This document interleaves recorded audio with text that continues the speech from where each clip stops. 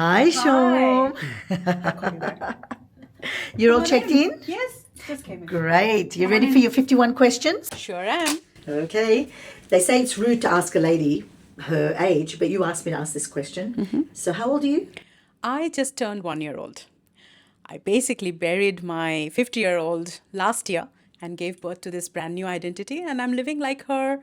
This is my first year in. What's something people don't know about you? I actually worked in New York Fashion Week back in 2015 as a backstage dresser. Wow, New York Fashion Week as a backstage dress up.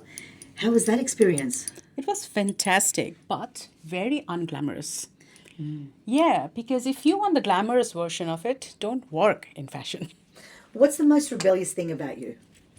Well, don't try to contain me or control me, because then you get to see the lioness in me.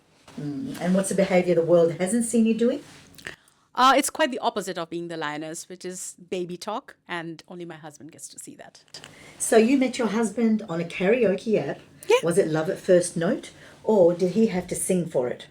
Well, he sang for it, only he didn't know that I was falling for him. And now you're in a long distance relationship. How does that work? Well, you got to make it work. You had reservations about moving to London. What finally made you say, fine, I'll move to his time zone? I wanted two things. I want him, and I want London. Okay, so what's the biggest advantage of dating a younger man that nobody talks about? Oh, very appropriate question while I light the fire. It's the best thing ever. Because you get to relive your youth again and get to do it right this time. London, karaoke, a younger man. Did your family think you'd lost the plot, or were they quietly impressed? Forget the family, I thought I was losing the plot. Schooling in 8 cities. You speak multiple languages. You moved to Australia 20 years ago and now moving to London. Do you actually have a home, or is home wherever you go? I go by the principle bloom where you are planted. What's your default mode? Laziness and procrastination. And how do you fight that? Well, I don't. I just schedule it in so I don't have to feel guilty of it. What's something no one knows about you? Okay, this is something very weird, and I don't know if you guys can relate to it. So when I dream, if the ending is not according to what I would like it to be, I'll go back to sleep so I can finish it. So I control the story in my dream, always. Gosh. I don't like to wake up to a sad ending. I have to have a happy ending. Wow. Okay. What's your biggest fear, Shom? This one's funny, actually. I feel like sometimes I may just start talking in my mother tongue and not realize it. And halfway through, I'll realize I'm just talking in my own mother tongue. And I should just stop. It's very weird. All right, what's a bigger practical joke? Okay. Okay, I know you laugh. You'll all laugh. This one is when I go to a public toilet, there's the male and the female, right? And then people usually check where they're going, whether it's a male or a female toilet. For me, it's I check with myself. Am I a man or a woman? Today? Every single time I go there, I first check, am I a man or a woman? That's hilarious. You got another one? Oh dear God. There's this one for on a flight. So when I'm boarding a flight, I've boarded, I've checked in, all of that. I'm sitting down, and then I have this biggest fear that I must have caught the wrong flight, and I'm going to just land somewhere else. Yeah, I think I've had that. Really? I think so. Actually, I've done that. I've done that on the train several times, back and forth, 3 times in a row in one day. Oh my God. Yep. You got nowhere fast. Okay, what would you never, ever, ever share? Okay, I will never ever share my gel pen, which is 0.7 nib. And I will never ever share my man. Oh, touche. I like that one. Okay, so what's something you can't stand that most people seem fine with? Oh, that's got to be small talk. 100%. And what drains your energy fastest? A cousin of small talk is meaningless conversation. Okay. What's your biggest turn off? Biggest turn off is expectations. When there is a you must do this, you should do this, you have to do this, just because you're a woman, it's a big turn off for me. Okay. Do you believe in magic? Magic is all there is. What was your earliest memory of manifestation? My younger brother, he's 10 years younger to me, and I used to write letters to God all the time. And I think I was probably around 8 and a half, 9 years old when I wrote a letter that I want to have a baby brother and dare not give me a baby sister. I don't know what it was. I just wanted a brother. But my parents were done with children, and they didn't want any more. But then my mom found the letter, and then she said, okay, she is sad. She wants a brother. And so I manifested my brother. I think your mum and dad manifested your brother. And what are you currently manifesting? Ooh, nothing, because I already am. All right. And what's been your biggest manifestation so far? I must say the event in Paris, I got invited to be the keynote speaker. That was the biggest achievement. For sure. And what does your inner critic sound like? That I'm going to stay mediocre all my life. How do you fight that? Well, I reject it and I replace it with my own assumptions. And I repeat that. That's where my philosophy of reject, replace, and repeat comes from. Okay. And what version of yourself? Do it again. What version of yourself? I'm going to keep this one. I'm not going to cut this out. This is going to stay. Oh God.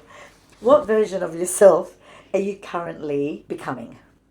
It's got to be the main character. Okay. Can you tell us a little bit about the main character? About the main character? Yeah. Well, she is all there is. She's love, she's perfection, she's magnetic. Wherever she goes, she's the VIP. That's the main character. I see. Yeah. Have you had a midlife crisis? Yeah, I actually had last year, and it was the biggest spiritual awakening ever. Did you find your calling? I sure did. Why did you become a manifestation coach? What's your real reason? The real reason I'm a manifestation coach is I just want to see the extent of divinity that can come out of that, of my clients, of the extent of their manifestation, what comes through them, how God works through them, and then what manifests. I love to see that. What topic could you talk about for hours without a script? Manifestation. No doubt about that. Okay. You have a full-time job and you're a YouTuber and coach. You record, you edit, you're one person. How do you manage out your time? I like to work with my energy rhythm. I discovered that everybody has a rhythm and I just follow that. Okay. Well, let's talk fitness. You've done 75 hard. You do insanity workouts. Why are you always so hard on yourself? Anything worth achieving is hard. If something's easy, it's not worth it. It just gives me a lot of self-pride, self-worth when I do something hard. How did you know who your niche is? I didn't have to go very far. My niche, target market, my target audience is exactly me. I didn't have to go look far. What would you do if you knew no one was watching? I would have full-on adult conversations with my 2 dogs. Oh. What are some dreams that didn't come true? I wanted to be a fashion designer. It was a die-hard dream. That didn't happen. Do you have any regrets? I wish I knew what I know now, but then I wouldn't be this person now. So no regrets. And who inspires you most right now? My future version. You've had a few role models in life. Name a few and what's been your takeaway from each? Okay, Carrie Bradshaw from Sex and the City. I wanted to be the writer like her, the desk by the window, and my desk is right by the window, and I write, and I'm an author. And then Tam Kaur, she's half my age, but extremely inspirational. She's everything that my younger self wanted to be. So, yeah. And what's the best compliment you've ever received? The best compliment I've ever received is from my son. He says, Mama, you haven't aged in 20 years. I see your old photos and you in fact have reversed age. That coming from a son. Lovely. You say you want to be on the cover of Vogue. How's that going to happen? Don't know, don't care, but it's gonna. If your life were compared to a fairy tale, which one would it be? There's so many of them. Alice in Wonderland. Which is your favourite Disney movie? Aladdin.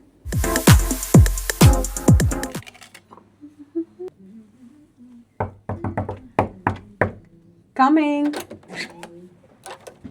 Hi, you're back again.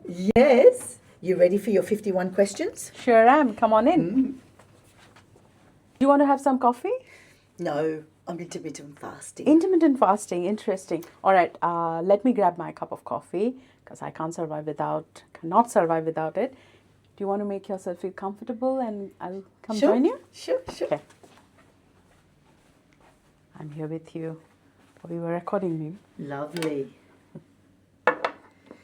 So, Shom, what's the first thought you have when you wake up?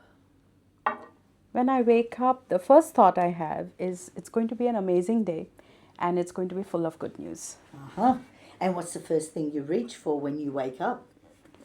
My phone. I have a complicated relationship with phone right now. Working on it.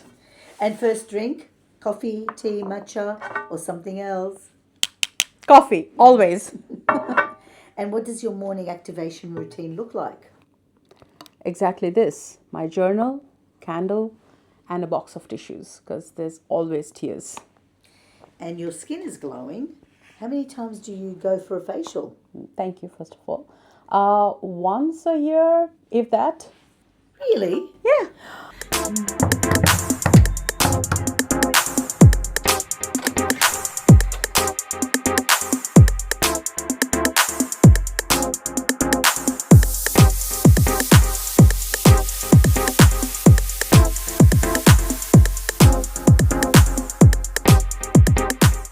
Get ready.